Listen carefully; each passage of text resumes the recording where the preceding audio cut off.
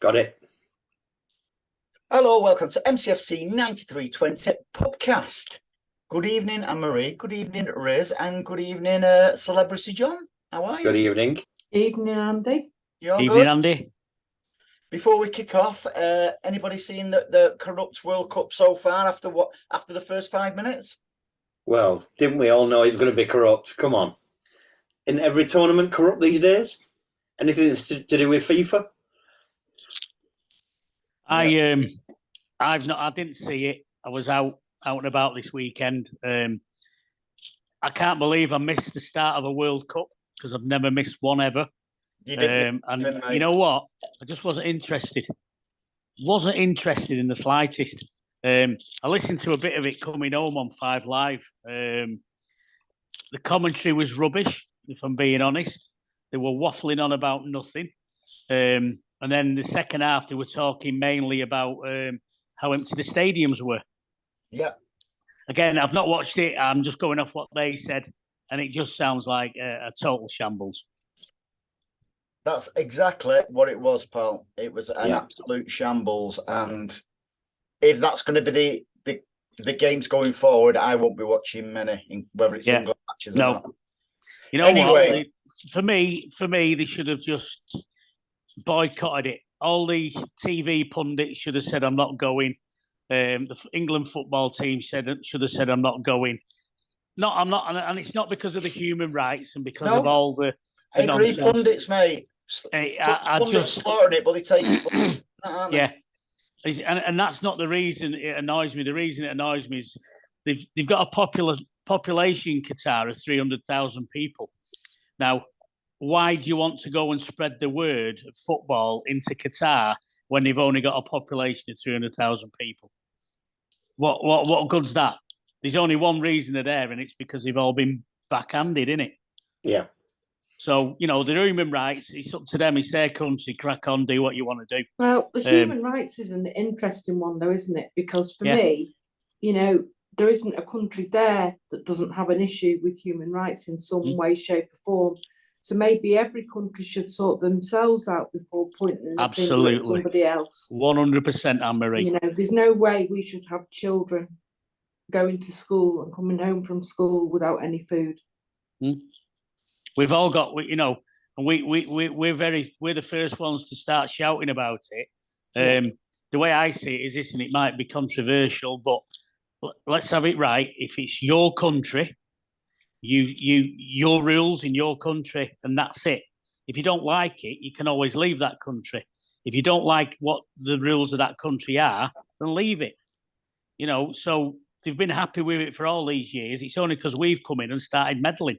And I say we, I mean the royal we. You know, every country goes into another country and starts meddling around with it when, you know, they all seem happy enough with the situation, and because it don't fit our agendas, then it's made to not fit everybody else's. So, no, for me, I won't be watching this World Cup unless it's on the telly when I walk in a room.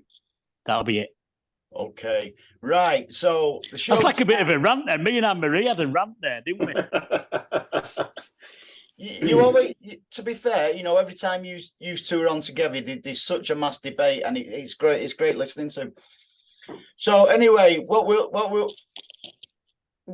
going to discuss tonight, guys, is City's players what didn't make it, be it youth team players or players what came to us with, say, reputations, still didn't make it at City.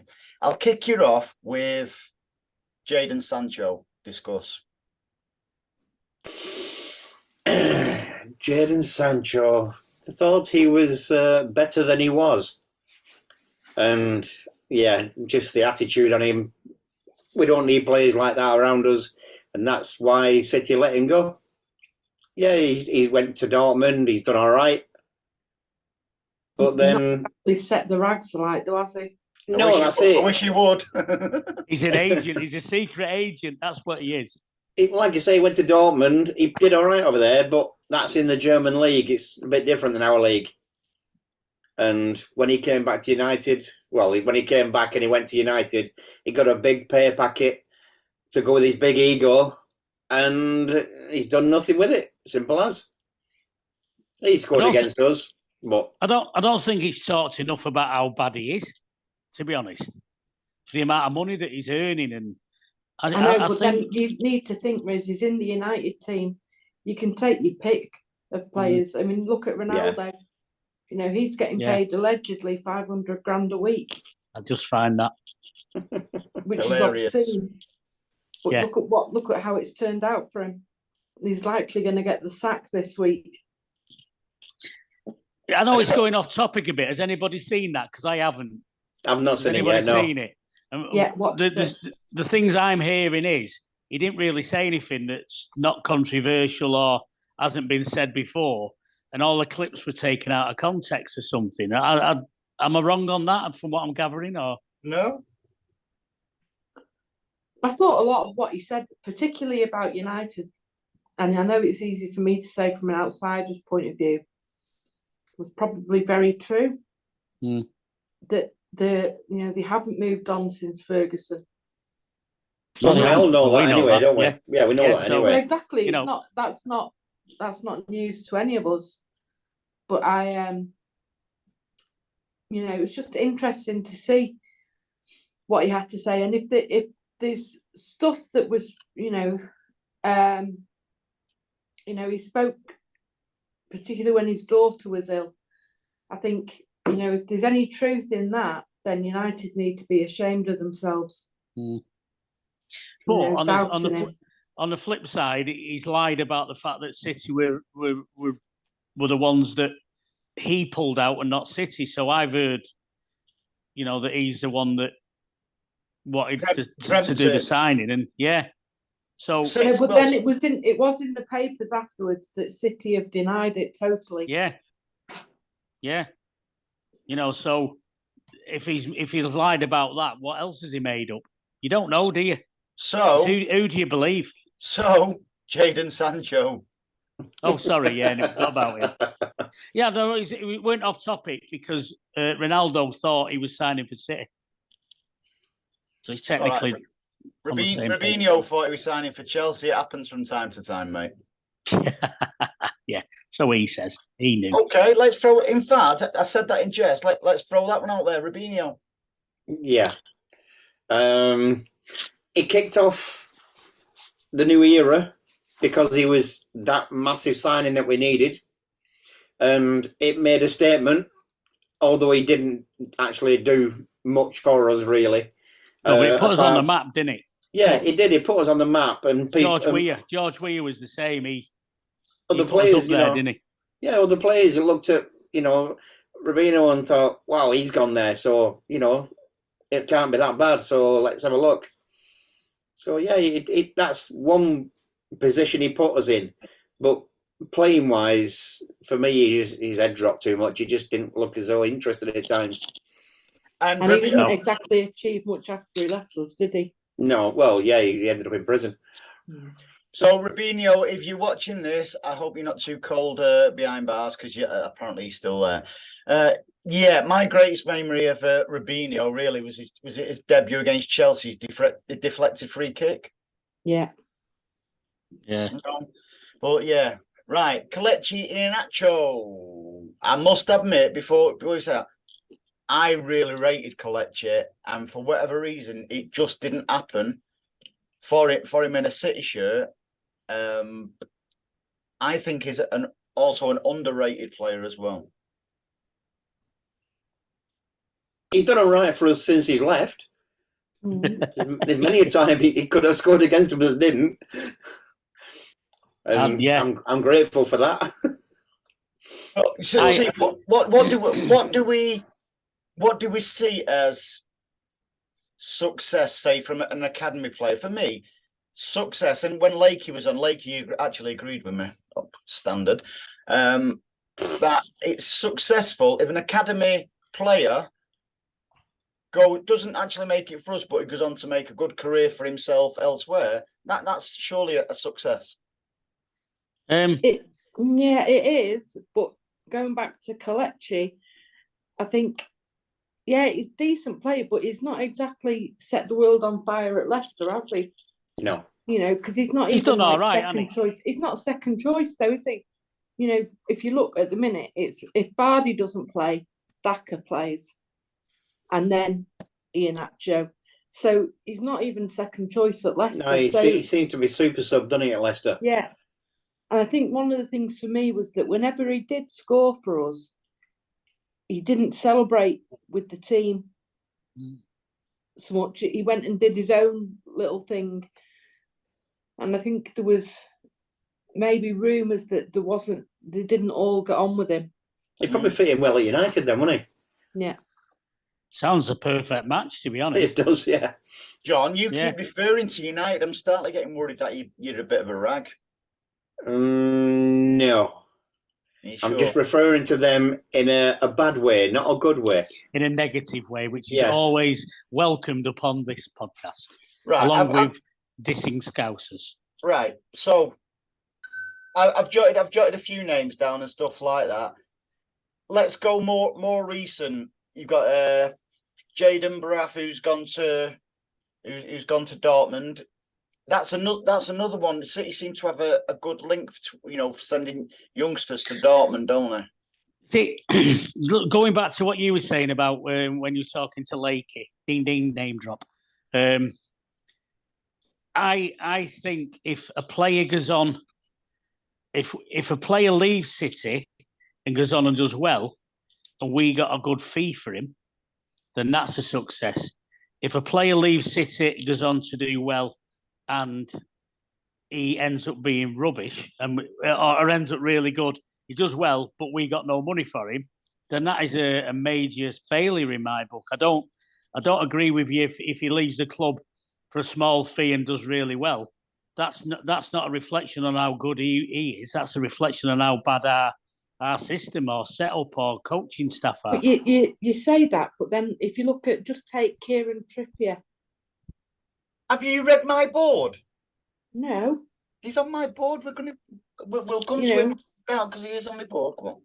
Okay, but Kieran Trippier, we let him go. I think we got a fee from him. I'm not even sure, but it wouldn't have been huge at the time. No, yet I don't think it was. He's gone on to forge a decent career for himself, and at the moment is actually playing really well. Yeah, but is that a credit to City though? Because we let him go. So if he's gone on and forged a great career, that's bad on our part, surely. Okay, let's try and differentiate a little bit between when players left us with promise to, because it was a different era when the likes of some of these players went. Now we're seeing academy players going and we're getting really, really good fees for them because we're dictating now. We never used to dictate. We used to be dictated to. So you've got players like not just great shout as well, Anne-Marie, with Kieran Trippier, because as I say, he was on my board. But when he left, it was a different City, wasn't it? Yeah, it's a bit the same with like Ben Mee. Yeah. Yeah, when the time that they left, we weren't really bringing any academy players through. We were buying top players to get us where we needed to go. And academy players, they wouldn't cut it at the time. Now we can bring them through, and we get the cream of the crop now. And if they come through at City, then they're good. Yeah, 100%. Okay, let's. I agree. I'm going to go from really good prospects to some problematic players. Daniel Sturridge. He had the world at his feet, didn't he? I put him pretty much in the same bracket as a Kelechi, for ability and stuff like that, but just didn't. Had a chip on his shoulder, pure and simple. Greedy. Yeah, but it's the main downfall with a lot of these players is they're all greedy and they want things now. They're not willing to wait for things to come along and for it to be actually their development that gets better. They want the money there and then. They want to play all the time and they think they're better than they are. Egos. Yeah. And it's people, a lot of times it's the people who were around him. Wasn't his uncle or his daddy's manager or something? Or his uncle. His uncle. So, you've got people Sturridge around you. Yeah, if you've got people around you that are, yes men and sort of building you up and all the rest of it, it's always going to end up one way, and that's in tears. Yeah. You know, Sturridge has been a pain in the backside wherever he's gone, hasn't he? You know, same as Sancho, really. So, you know, they've both got egos bigger than the Eiffel Tower, and they've got massive chips on the shoulders, and they think they're better than they are because they listen to the hype. And you know, he's the same. It was I'm going to mention United again, but he Jesse Lingard. You know, it's that I put him in that kind of bracket where there could be such a quality player, but they're more interested in all the off the field antics and being popular, and that comes into now being a modern footballer. What they didn't used to have that years ago. You had your skill on the field, and that was it. We didn't hear about anything else. There was no other sidelines to get into. It was, you know, they weren't even sponsored or anything like that. They literally relied on their skills, and that's all that was available to them. So it's a totally different era now, isn't it? With the likes of Sturridge, we dodged a bullet in a lot of ways because he was injury prone. I mean, he played well for Chelsea and for Liverpool, but he spent more time out injured. And I think didn't he get himself into a bit of trouble over betting or something? Yeah, I think it was. Yeah, he got banned, didn't he, I think? Yeah, you know, so He got done for betting and that. I think so. What's it? Some betting. He'd gone to some club in Turkey, hadn't he? Yeah. It's ringing bells now this year. Yeah. What's the odds on that though? Oh. Where's that tumbleweed thing? We could hear him build. We could hear that one building up there, Anne-Marie. I don't know about you two, but I kind of felt him building up to that one. Yeah, he's waiting for the punchline, weren't he? Yeah. Okay. The next one I'm going to come to is still a bit of a gutting one for me. Michael Johnson. Yeah, very odd that one, wasn't it? Yes. Very odd. But I think he was part of his own downfall. Yeah, 100%. He was a fan. Well, he could have been an absolute amazing player. Yeah, well, he wasn't the finished article, though, was he? Right. Can you imagine him? Can you imagine now if Pepper had been involved? Right. Just let me give you this food for thought, then. Right. He was billed. I've just had a nice shepherd's pie by my lovely wife. So here's food for thought for you.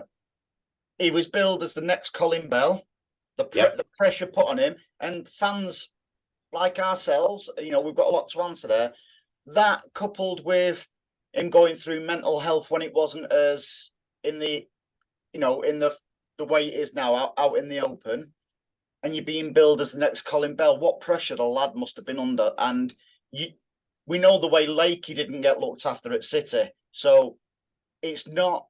City's geared up a totally different way, you know, behind the scenes than it was then. So maybe club and fans have got to a little bit. Oh, my seat's just gone down. We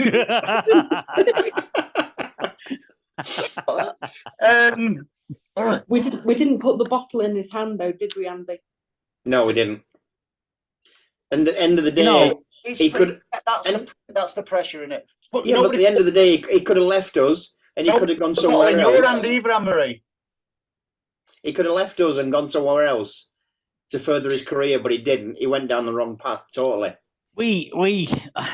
I'm not. You see, I don't know the full details, and I don't think any of us do. We'll have heard stuff, and I don't know if he's got a book out and it's in his book or what. I don't know. No, it's not. You know, from what I heard, obviously he had his drink problems. I get the pressure thing, but if you think of the times, there wasn't social media. So if you were, hi mate, you all right? So there wasn't social media like there is now. So you say about pressure from the fans saying he's the new Colin Bell. Did every fan go up to him, pat him on the back, and say, "Oh, you're the new Colin Bell, you mate"? No. So how was the pressure on him? Expectation from fans thinking he was a new Colin Bell. It certainly wasn't from me because I never met the lad. So how did that get across to him? Because there's no social media then. It can only have been the media saying he's going to be the new Colin Bell. It can't have been the fans. Well, I think it's a combination of everything. You know, brilliantly now, you know, he's a successful estate agent and stuff like that. You know, so it's but didn't his main problem keep imagining he had a hip problem? And the physios basically kept turning around and saying, there's nothing wrong with you. Mm-hmm. Oh, I've got a pain, I've got this and that. So, you know, was that covering up for the fact he was blooded or? I don't know. It's an odd one. I think it's a really odd one. I'd love to sit down and you know, maybe get him on here and be brilliant to sit and chat to him and hear his side of things. Maybe we could get him on. I just think it could have been looked after a lot better by, in particular, the club. You know, I think, you know, as I say, players are looked after differently now, aren't they, than they used to be. I just think what a player, what potential. There's no doubt in that, is there? No. Well, there's another one for you then, Stephen Ireland. Yeah. He's another fantastic player. His wig ruined him. He should have stayed bald. His wig and claiming his granny died to get out of an Ireland game. I know. Have you hang on, going off track a little bit, have you seen the recent interview what he did regarding that? No. He was supposedly on pittance at City and he couldn't actually afford to go on the international duties because players have to pay for their whether that's true or not, I don't know. It was recently in the media that. Yeah, but I don't believe that was the case when he did what he did about his granny. That was to do with his girlfriend, and that and then the hair totally ruined him. Don't know what was going through his mind. What was going through his head? It weren't his fingers going through his hair, was it? No.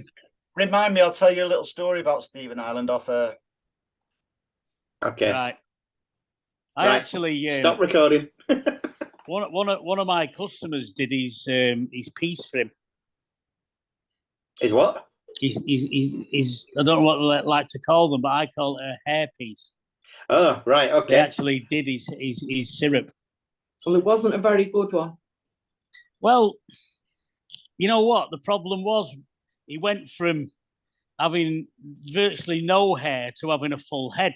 Well, David Silva had you know, his hair done.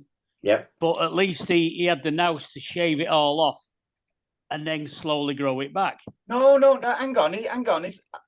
I'm sure that's wrong. Didn't he shave his hair off when his little baby was taller? And he until his baby started getting on the road to recovery, he started growing his hair naturally again. It was made out like that. No. He got his hair done. Everybody who goes to Turkey, I know many people, obviously not myself. I know many people who go to Turkey. They shave. They have to shave the hair off, and it grows to a certain length so that they can pluck the bits out or whatever they do. And then when it's growing back, they have to keep it at a certain length. So he might have tied it in. He may have that might have been the idea to get it. You know, there's a good excuse to get it done. But no, he definitely had his hair done. I have to say something here. I don't often disagree with you. That actually came out of David Silva's lips. Why he'd done that? So if he'd have said that citing his baby, that would be unforgivable for anyone. What's your thought on that one, Anne-Marie, before we move on to somebody else?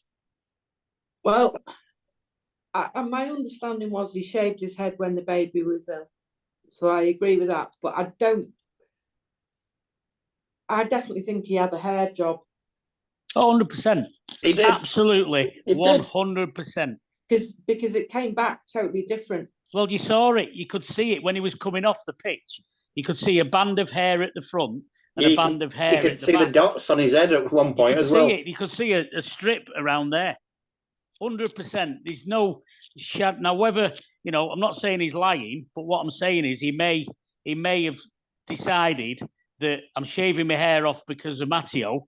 But while I'm shaving it off, I might as well have my hair transplant. I don't know, but he definitely 100% had his hair transplant. He tied them both in together anyway. Yeah, I think It's a chicken and an egg thing, but he definitely had it. To be fair, mate, I don't think we're in a position to talk about No, I am. I absolutely had my beard coiffured this weekend. I thought your camera was actually upside down. I wish. No, I'm quite happy to be bald. It doesn't bother me in the slightest. Do you know what they say about men, Anne-Marie? Do you know what they say about men with bald heads? No, but I'm sure you're going to tell me. They need a bobble hat in the winter. Hey, no, we can't have one.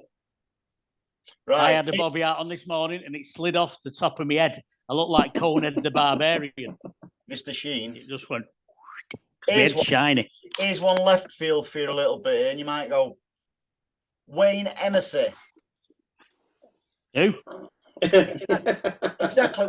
Wayne Hennessy. Your goalkeeper. Yeah, he is. He went and he's been Wales' number one now for a number of years. He's always been one of them steady keepers, but it just shows you that he's gone on to have a successful career. He's actually now in the World Cup and everything. So, yeah, but for Wales, no, think about the individual and the way he's fought from being let go by, say, City to being Wales' number one for a number of years. You know, he's played for Wolves. He was great for Wolves and stuff like that. So he's had a good career after he left us. Yeah, but how old is he? I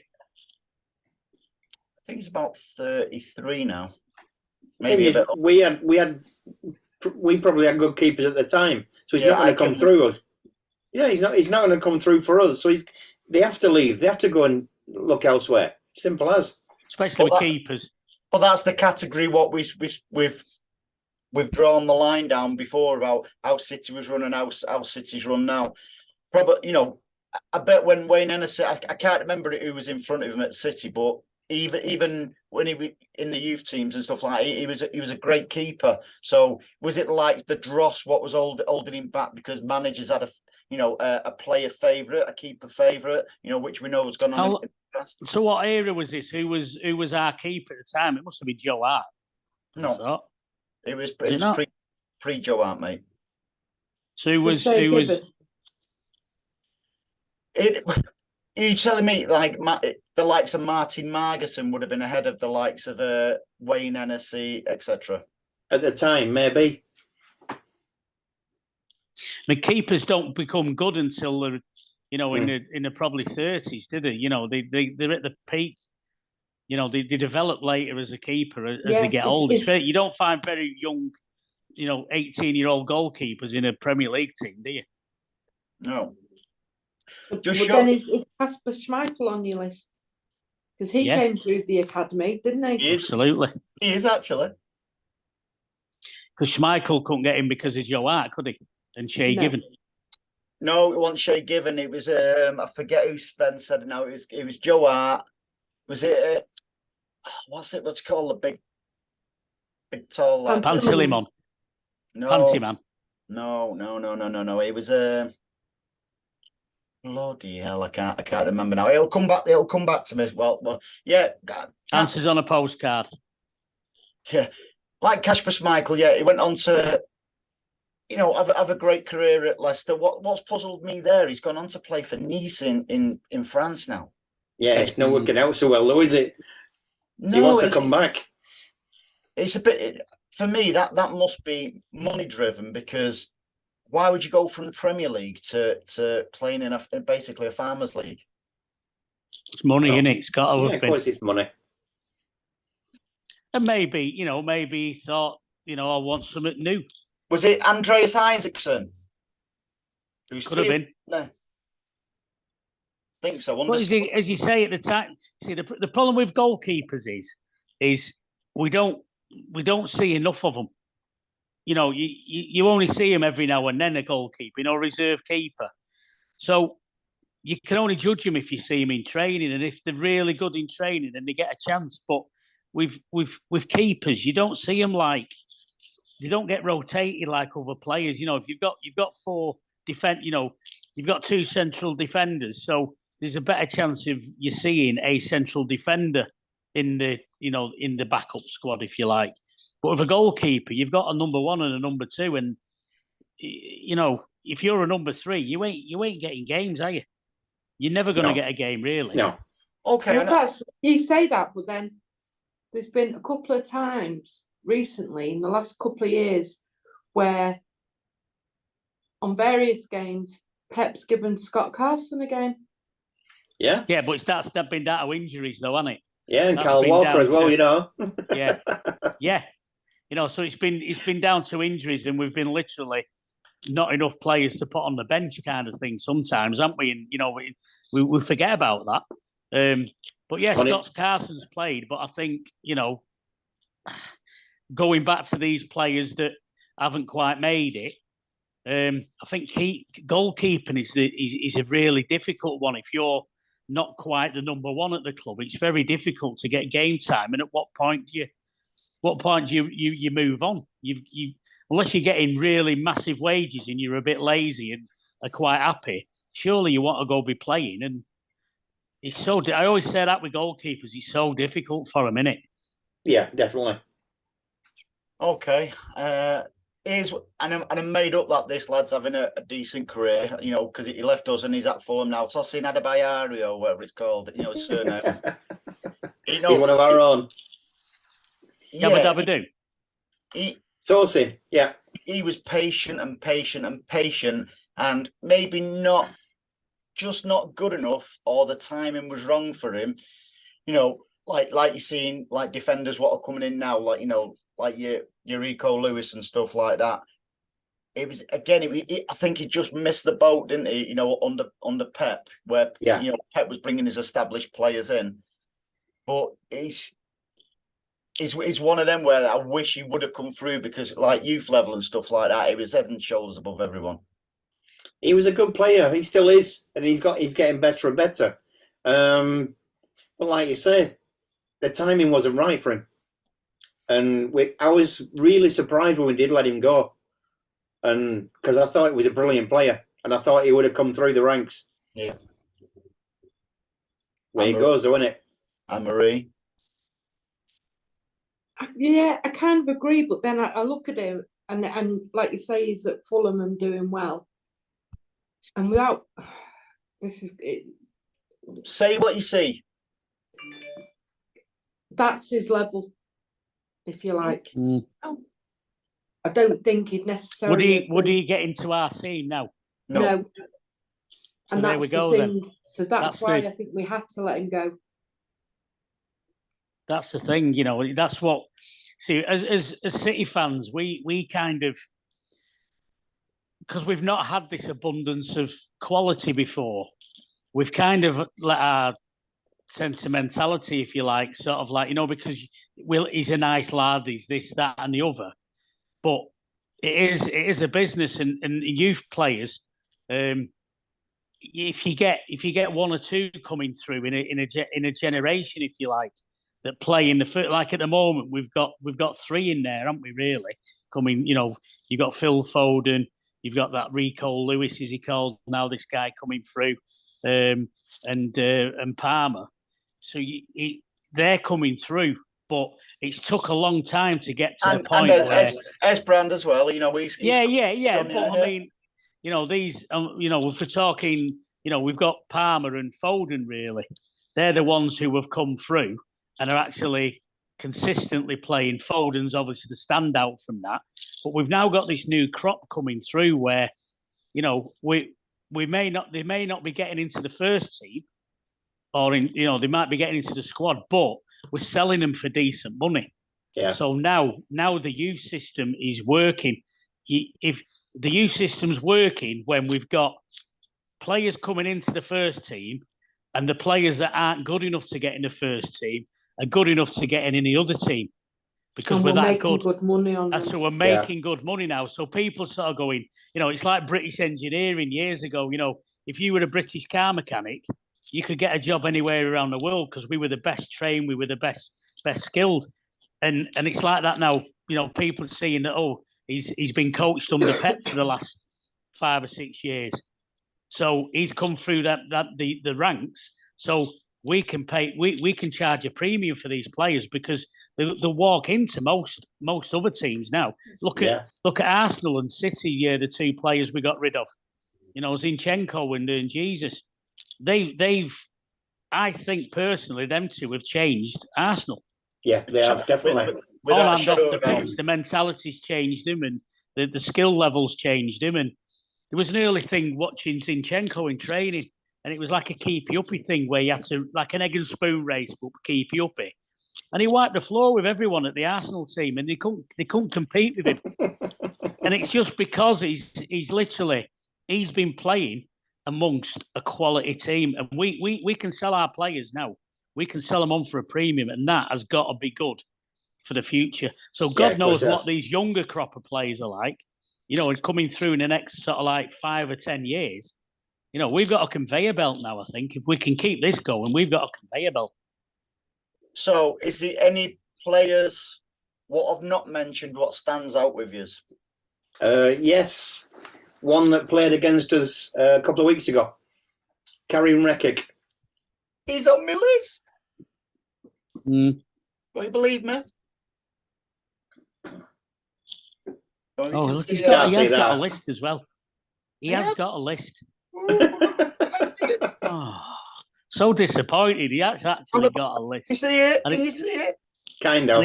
It's an electronic list as well. It's an iPad, I think. Yeah, it's an iPad. He's oh God. It's called professionalism. I know. I'm so impressed. You don't get this in other podcasts. Your camera and your microphone's not as good. I've got a bigger one than you. Okay. That's no I've heard. And I've roomed with John. Yeah, you haven't, yeah. So Karim Rekic, he was really he was sort of like the next big thing, wasn't he? Yeah. But credit to him, he's carved out a great career. He's still playing in the Champions League and stuff like that. So for me, that's another success story. Yeah, of course it is. No, but then you look at. I can't think of his name. I've got Diaz on my brain, but we.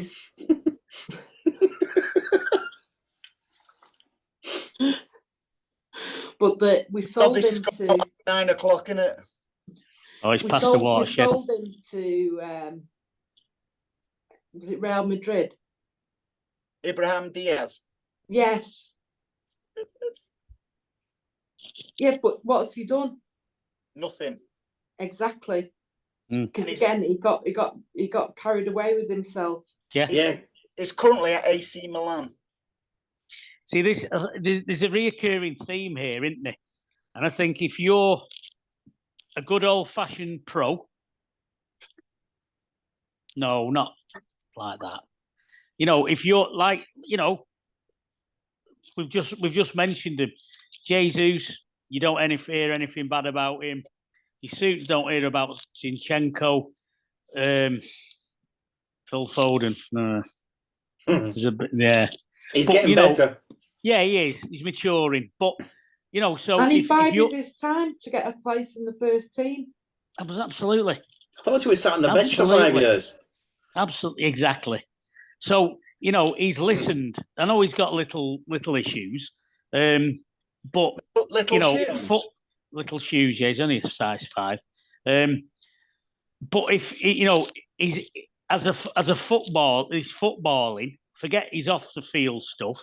He's footballing. He's listened, and he's wanted to play in that team. He's been patient. The likes of, if you'd have took him as being, him and Sancho were in the same team, weren't they? Yeah. And I remember being on a podcast, and I think it was Paul Simpson. It was sort of talking about him because he was there when they were kids, and apparently there was issues then when they were kids. There was problems with Sancho, so he didn't go into it. He didn't elaborate on it, but and they were kids, so it's in him, isn't it? He's obviously got a little streak in him, or whatever you want to call it, that's always going to cause him an issue. And like in any sport, if you're dedicated and you're a good professional, then you'll go places. If you don't, you get found out, and eventually you end up going nowhere. Yeah. Exactly. It is one where I've put on the this sort of, you're right as well, Riz, because the topic of the podcast at the beginning was the ones who've got away. But as we're debating them and going through them and stuff like that, it's actually the majority what we've spoke about before. Maybe they've not got away because they're just not. Yeah, weren't good enough. Yeah, just not quite good enough. Well, Like, if you listen to them, they'll say that, like, oh, look at me. They made a mistake getting rid of me and all that. But when you actually look at it, I can't think. I mean, maybe the listeners, the viewers, or whatever, and they'll watch this and shouting out names at us, thinking, "Why you can't believe you've not mentioned them?" But none really spring to mind that I'm thinking like, "Oh God, can't believe it. We let them go too soon." The only time I sort of think of something is when a player that we used to have, who was absolutely bobbins, we got rid of him and he come back and haunt us. They're the ones we normally suffer from, and we get that quite a lot. Because you think, oh God, we're playing such a body. Oh God, you know what's going to happen here, don't you? Yeah, Such a body's going to score. do you know So do you know who always springs to mind in that scenario, Riz? When we sold, when we sold Michael Brown to Sheffield United, yeah, signed for him before on the Friday morning. We was playing Sheffield United. The day after, we didn't put any clause in, and he scored the win at 1-0. Scored the winner against us. Always do. Always. Any players we get rid of always come back and haunt us. Great knowledge that though from me. Sorry. Great knowledge from me that though, wasn't it? Beautiful. Yeah. Is that on your list? Here's one what I've put in deliberately, and that is Eric Garcia. He caused us. He had ability. Did he? I think he thought he was better than he actually was, and trying to dictate to the club that he will go back to Barcelona, and it dragged on. And I never really rated him as much as some City fans did. I never rated him at all. I don't know anyone who rated him, to be honest. He always had a calamity in him. For me, he had basically legs that wouldn't move. He couldn't run. That's a prerequisite when you're a football player, isn't it? Yeah, and people just leave him for dead. He was a young lad, and he couldn't run, and he couldn't defend. He still can't now. I just think, let Barcelona have him because the biggest joke of all was the release clause that Barcelona put on him. Sorry, what was that? £1 million or something. I think they regret having him now. Jesus. Yeah. So, but no, I don't. Again, I think the big surprise out of that one was more how many games he got for us, rather than the fact that he's the one that got away. I was surprised that we didn't get rid of him sooner. Maybe that was a master plan to say, look how he's playing for us all the time, and then Barcelona would take him. That's the only reason I could see. Yeah. Right. Let's. But the problem is, the longer we took him, the longer he played, the more we showed of him and realised, hang on a minute, we'll have to let him go for now. Yeah. Let's finish on the three what have just recently gone to Southampton. Romeo Lavia, Gavin Bazunu, and who else went there? Oh, Sam Edozie. Yeah. How can you see? Because they're sort of like the latest academy graduates, going out straight to a Premier League team. How can you see those three careers panning out at Southampton? I can see them doing all right, but like you say, like Anne-Marie said earlier, they'll find their level, but it won't be to our level. No. And the coaching staff at City, Pep and all them, they know what they're doing. They know exactly what they're doing, and they know when a player is going to be good enough. Absolutely, and the beauty of this crop of players that's coming through is it's not. Whereas years ago, and again, this is no disrespect to players of City in the past, because every player is a legend to me. Anyone that puts on the sky blue shirt, is that if you got let go by City a number of years ago, it wasn't a good thing. it wasn't a good thing because you couldn't really sort of like Lower profiles, you mean? There was lower. yeah. You know, you sort of like say I got let go by Man City. It was like, oh God, you can't be that good, can you? But now, no, I mean it was, wasn't it? That's how it was. But now, if you're a young player that's been let go by City, that isn't sort of like, oh my God, you've not made it. That player can leave City and fit in, like I said earlier, could go to play for any team in the Premier League, really, within certainly above Championship level. If not, they're gonna make a decent living out of football. Is probably what I'm trying to say. If I'm not mistaken as well, one of the players that's gone to Southampton is the keeper, isn't it? Yeah, that's that Gavin.